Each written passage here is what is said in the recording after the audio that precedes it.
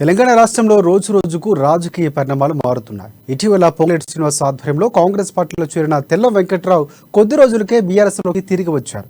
భద్రాద్రి ప్రజలు సూచనతోనే మళ్లీ బీఆర్ఎస్లోకి వచ్చినట్లు ఆయన తెలిపారు. రానున్న రోజుల్లో భద్రాద్రిలో టీఆర్ఎస్ జెండా ఎగరడం ఖాయమని కూడా బీఆర్ఎస్ నేతలు ధీమా వ్యక్తం చేస్తున్నారు. ఇక ఇదే అంశానికి సంబంధించి మరింత సమాచారాన్ని మా ప్రతినిధి శ్రీరామ్ అందిస్తారు.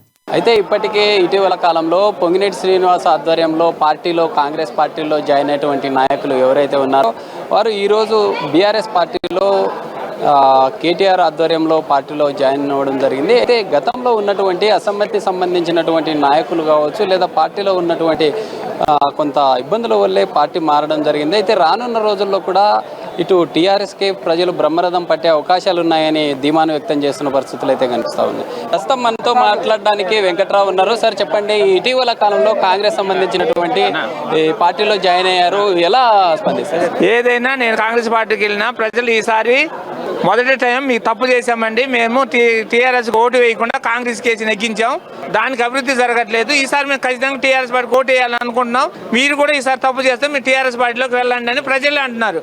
వాళ్ళు అనుగుణంగానే ఈ రోజు మళ్ళీ నేను బీఆర్ఎస్ పార్టీలోకి వెళ్ళడం జరిగింది. అయితే ఈ భద్రాద్రిలో ఎలా ఉండబోతుందంటారు సార్? ఈ బీఆర్ఎస్ జెండా ఎగరబోతుందంటారా నెక్స్ట్ రాబోయే? ఖచ్చితంగా 100% బీఆర్ఎస్ జెండా ఎగరబోతున్నారు. అయితే పార్టీలో ఇటీవల కాలమే మీరు అంటే కాంగ్రెస్ లో చేరడం జరిగింది. బీఆర్ఎస్ నాయకులు స్పందన ఎలా ఉంది? బీఆర్ఎస్ పార్టీని కోరుకుంటున్నారు, కాంగ్రెస్ పార్టీని కోరుకోవట్లేదు. ఖచ్చితంగా బీఆర్ఎస్ పార్టీ ఎగరేస్తుంది.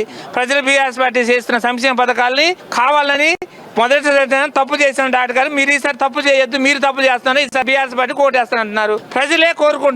మేముండి ఏం చేస్తాం? అందులో నాయకులందరూ కూడా బీఆర్ఎస్ పార్టీకి వస్తారు.